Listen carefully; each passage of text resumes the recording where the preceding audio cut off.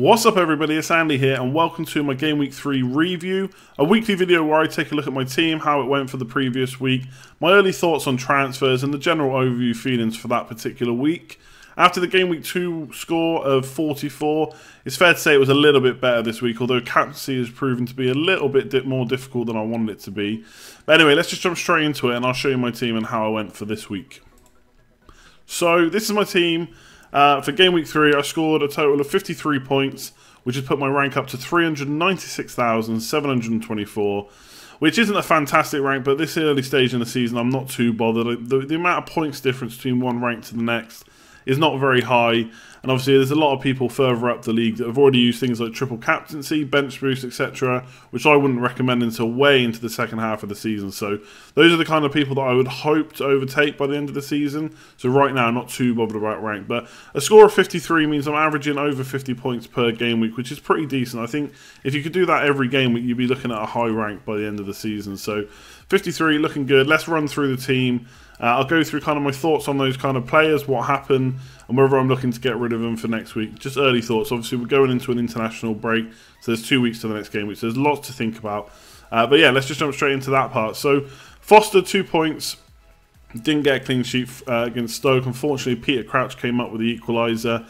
But to be fair, Foster's already got me 2 clean sheets in the first 2 game weeks, so not getting a clean sheet this week leaves him at 2 clean sheets in 3 games. I'm pretty happy with that. And he's got Brighton next week, so I'll just be playing him again and hoping for the best. When I come around to wildcarding, which I haven't decided on yet, I might look at getting rid of him. But right now, I still like West Brom fixtures, and I can't complain about the points he's got on me so far. So he's all good for me right now. Charlie Daniels, absolutely love. This is probably my favourite point so far this season. So I played Charlie Daniels last week, if you watched the preview. Mainly because I wasn't too sure about getting rid of him and I wanted the 2 transfers for the international break. But for him to pop up with a goal against Man City is just, it's almost like an FPL dream. It's what we want to see as FPL managers. We pick that attacking defender. He actually played left wing back instead of in a back 4 against Man City. And he pops up with what will be one of the goals of the season. So 7 points, happy with that. I may now play him against Arsenal away, especially how awful Arsenal were against Liverpool. But if not, I can bench him for Sutton. Either way, I want to keep him because he's got Brighton at home in a few weeks. So in Game Week 5, I think it is. So I'll be keeping Daniels. Very happy with him now after that 7 points. So finally got me some returns in the match I wasn't really sure what is going to happen in. Bertrand and Stevens, clean sheets again for Southampton. A bit like Foster, they're now ranking at 2 clean sheets in the first 3 games. Very happy with that. Bertrand's going to stay for me for a little while, I think. Southampton's fixtures are pretty good up to Game Week 11. He's got a bit of attacking potential, although to be fair, Southampton don't look like they're going to score many goals. So that's a bit of a problem. But yeah, I'm happy with him. 2 clean sheets in 3. He's nailed on. It looks good to stay in my team for a few more weeks. Stevens, on the other hand, really good that he got bonus points. It's one of the reasons he's in my team. I think he's good for picking up bonus. He's got a bit of goal threat and corners and free kicks. But the problem is they've just signed the new defender. Van Dijk is still at the club. He hasn't left Southampton yet. So if he stays with the new signing, it's very likely that Stevens could miss out. Now, we don't know that for definite, of course, so I'm still holding on. One of the reasons I didn't get rid of Daniels last week was because I might have to get rid of Stevens this week. So we'll see about him. I want him in my team if he's nailed on at Southampton. I'm happy with the double up. If they're going to keep keeping clean sheets 2 out of every 3, then that's gold for FPL. So we'll see how it goes. But he's on kind of my list of maybes to get rid of, because as soon as he loses his place, I want rid of him. He's one of the stars in my team in that defence. At least for that kind of price bracket, I want to be playing him each week, and I don't need someone that's going to sit on the bench. So great that he got me 7 points, but he might be going soon. Midfield was awesome for me this week, actually. Mkhitaryan, 5 points. Sure, it wasn't a double-figure haul like the previous couple of weeks, but from a corner, he got another assist. That's now 5 assists in the first 3 games, which is pretty ridiculous. I'll be honest, when I watched the game against Leicester, I was pretty, not upset, but I kind of wanted Pogba to be in my team instead of Mkhitaryan. Pogba looked really sharp. Lots of chances in the box, shooting from range. One of those shots is going to go in at some point. So, would I swap? I don't know. I'm quite happy with Mkhitaryan still, but I'd love to have both of them. I'd love to have Pogba and Mickey, but 5 points, happy with that. He came off in the 70th minute, a little bit of a concern, but I think he's going to keep starting, so we're all right for now. And then Salah. I won't lie and say that I wasn't a little bit worried. Obviously, he had a chance against Arsenal in the first half before any goals had gone in where he should have scored, but unfortunately, he just hit it too far to the left and it let Cech make the tackle. So once Mane and Firmino got on the score sheet, I was a little bit worried that Salah wasn't going to do the business, but obviously popped up with a goal and an assist. Lovely cross to Sturridge. So he's staying in my team. A little bit of a rotation risk around Champions League times. Plus Coutinho hasn't left yet, so he might stay, which is going to cause more rotation. And apparently they're even going to, I've just seen a transfer rumour on Twitter that they're going to go for Thomas Lemar at Monaco. Don't know if that's going to happen, but if it does, that's just rotation galore. So we'll have to keep an eye on him. But while he's in the team, it's going to get me double-figure haul every time he plays, then that's perfect for me. The only time he hasn't done that so far was in Game Week 2 when he missed out starting from the beginning. So he stays for now. We'll see how it goes.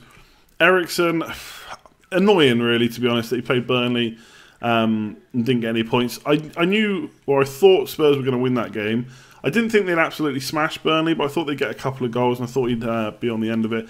In the end, it turns out Ali got it. It's just one of those things. In the next game, it could be the reverse. So I'm happy with Eriksen. I got rid of, or I got him in for De Bruyne. De Bruyne did nothing. I've saved 0.5 million. So I'm happy with Eriksen going into their awesome run of fixtures. So annoying he didn't get anything this week, but, you know, next week it could be a whole different case. And then Atsu, finally off the mark. 3 games in, gets an assist. So he's got 10 points so far for me, but at 5 million, I think that's okay. That's like 3.33 points per game. And, you know, if we double the price of him to 10 million, if you've got a 10 million midfielder getting 6.66 points per game, if you saw my tweet on Twitter about this, we'd almost consider that essential. So half the price, half the points, I'm happy with that. If he can pick up an assist or goal every 2 or 3 games, or, you know, even every 3 games, even 3 or 4 if it's a goal, then I think that's okay scoring. He's 5 million, so he's enabling me to get players like Eriksen, Eriksen, Salah, and Mkhitaryan. So right now he's staying in my team. Newcastle got a good set of fixtures. Happy with that assist, and long may it continue. Up front, it gets bad. No other way of putting it. Truly awful, in fact. Lukaku missed the penalty. Big point swing there.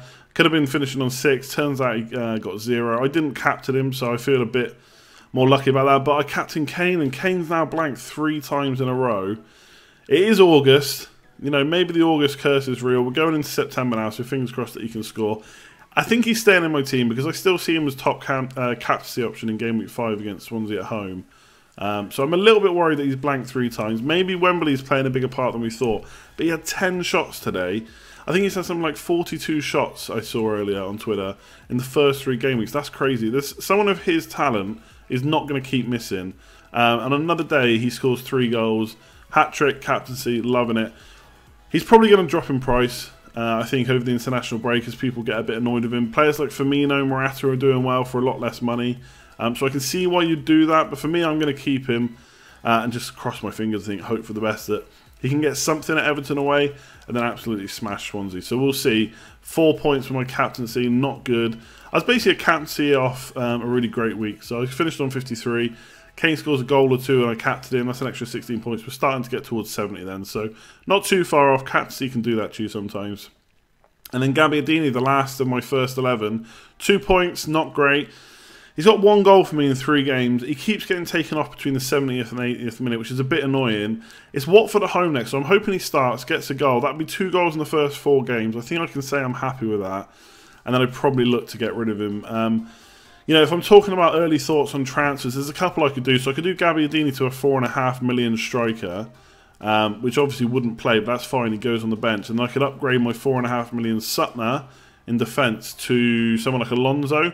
So I'd then play in 4-4-2 and I'd have Alonso every week, and he would probably outscore Gabbiadini. So that's something I'm considering. There's also Gabbiadini to Tammy Abraham, who scored at the weekend for Swansea. 1.5 million less, so he'd give me a lot of money in the bank. But I don't know if I want to do that right now. With Watford at home, I think I'm going to give Gabbiadini that game. Hopefully he can get me something, and then we'll go from there. I'd like to upgrade him to Firmino as well. That's the other option, but I need to find another million from somewhere. And that's difficult to do with my team setup how it is right now. So Gabbiadini will probably stay. And in fact, most of my team will probably stay. I'm quite happy with it right now. Even if he didn't score mega points this week. Like I said, 53 is decent. Won't go through the bench. Sutton got a clean sheet. He could play next week instead of Daniels. He's got West Brom at home.